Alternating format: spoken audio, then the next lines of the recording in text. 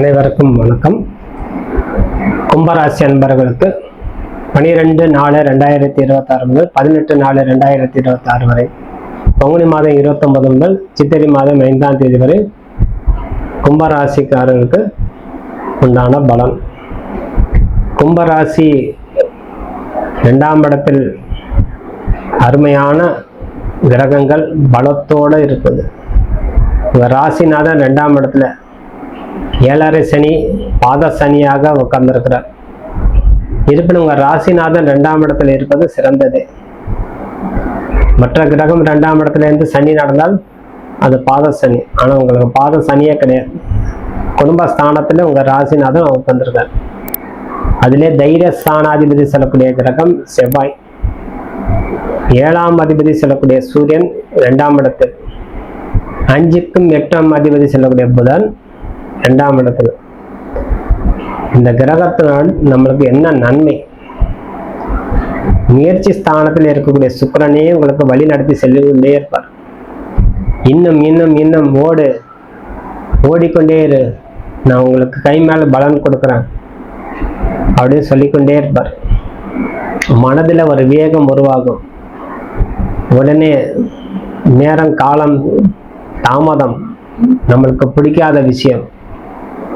நம்ம பிறந்தது வாழ்க்கையில வெற்றி பெற்று ஜெயிக்கணும், சமூகத்துக்கு நம்ம வாழ்ந்து காட்டணும், அந்தஸ்து உருவாக்கணும், பணம் சம்பாதிக்கணும், 4 பேர் போல் நம்ம வாழ்ந்து காட்டணுங்கிற வைராக்கியம் உங்களுக்கு எப்பவுமே இருந்து கொண்டே இருக்கும். ஆனா கால தாமதம் உருவாக்குறதுக்கு நம்முடைய கர்மாவால் ஏற்படக்கூடிய தன்மை. ஆனால் ஒரு பக்கம் வேகம், ஒரு பக்கம் சோர்வுத்தன்மை. சரி, என்னதான் செஞ்சாலும் நம்மளுக்கு ஜெயிக்க முடியலையேங்கிறது வரும். இருப்பினும் இந்த வாரம் உங்களுக்கு சரியான கிரகங்கள் முழுமையான பலங்களோடு சேர்ந்து அமர்ந்திருப்பது சிறந்தது. விடாமுயற்சியில் வெற்றி பெறும் சொல்லுவோம். அதனால நீங்க இந்த விவேகானந்தருடைய கதையை மறுபடியும் இந்த விவேகானந்தர் சொல்வார், விளிமென் எளிமென். நீங்க எத்தனை முறை நீங்க விழுந்தாலும் மறுபடியும் எந்திரிச்சு நின்று அந்த காரியத்துல சாதிச்சு காட்டுங்க. அது சாதனையே உங்களுக்கு பிற்காலத்துல பரிசுகள் வாங்கி கொடுக்கும். எனக்கு சொல்லுவாங்க, எனக்கு நிறைய இருக்குது, 50 கோடி ரூபாய் இருக்குது, 500 கோடி ரூபாய் இருக்குது, ஆனா அரசாங்கம் கொடுக்கக்கூடிய பதக்கம் பெருசா? அவர் என்ன ஒரு 10 கிராம் தங்கம் கொடுக்க போறார். பரம சக்கர விருந்து, வீர சக்கர விருந்து, சமூக சேவை விருந்து, ஏதேனும் ஒரு விருந்து கொடுத்தாங்கன்னா அந்த 500 கோடியா 50 கோடி பெருசு கிடையாது, அந்த சக்கரமே பெருசு.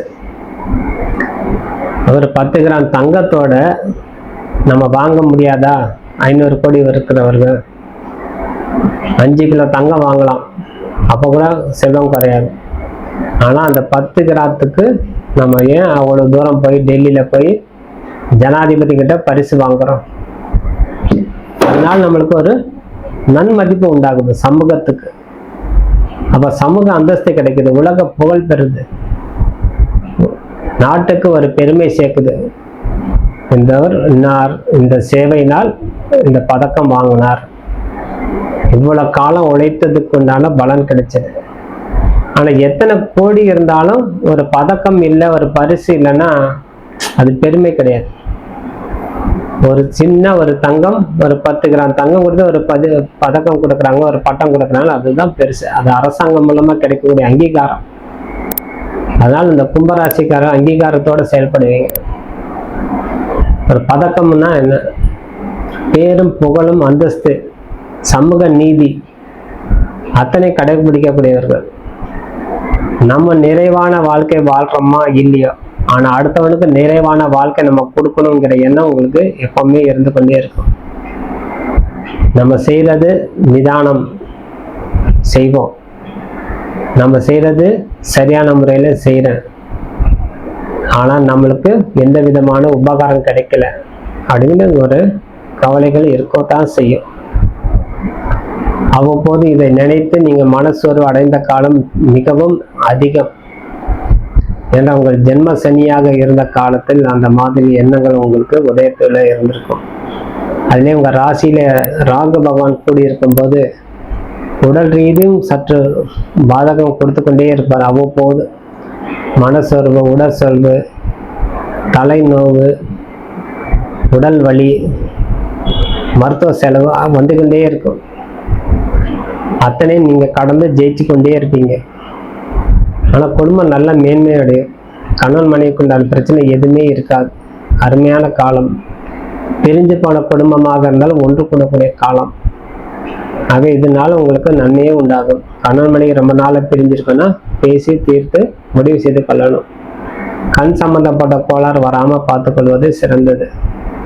கண்ணில் புரை விழுந்துச்சுங்க, அதனால் நம்மளுக்கு பெருசா பாதிப்பானா அதெல்லாம் வராது. அதனால இந்த கண் சரி பண்ணிக்கொள்வது சிறந்தது. ஆகவே இருப்பினும் உங்களுடைய ராசியில அடங்கிய நட்சத்திரம் நீங்க பலம் படுத்திக் கொள்ள வேண்டும். உங்க ராசியில அடங்கிய நட்சத்திரம் எடுத்துக்கிட்டாலே அபிட்ட நட்சத்திரம் 3ஆம் பாதம், 4ஆம் பாதம், சதய நட்சத்திரம் முழு நட்சத்திரம், பூரட்டாதி நட்சத்திரம் 3 பாதம். ஆகவே நீங்க ஒரு அபிட்ட நட்சத்திரக்காரர்கள் பிறந்தா நீங்க சதய நட்சத்திரத்தை போய் பிராய்ச்சிதான் செய்து கொள்ளணும். அம்பிகை வழிபாடு, காவல் தெய்வ வழிபாடு,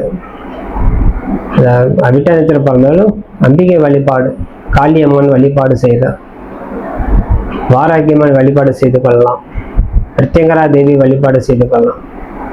நீங்க ஒரு சதய நட்சத்திரக்காரர்கள் இருந்தால் பூரட்டாதி நட்சத்திரம் தேர்வு செய்து கோமாதா வழிபாடு, பசுமாடு வழிபாடு செய்து தான தர்மங்கள் செய்வது, பிறருக்கு உதவி செய்வது, ஒரு சிறு குழந்தைகளுக்கு கல்வி உதவி கொடுப்பது உங்களுக்கு பலம் கொடுக்கும். நீங்க ஒரு புரட்டாதி நட்சத்திரத்துல பிறந்திருந்தா உத்திரட்டாதி நட்சத்திரத்துல பெருமாளை சேவிச்சு வரணும். பெருமாளே நீயே கதி, நீயே எனக்கு வாழ்க்கை துணை, நீ இல்லாமல் நான் இல்லை, உன்னுடைய வழிகாட்டுதல் பேர்ல நான் வாழ்றேன்னு சொல்லி இந்த பெருமாள்கிட்ட போய் சரணம் அடையணும். இதனால் உங்களுக்கு வாழ்க்கையில நல்ல மேன்மை அடையும்.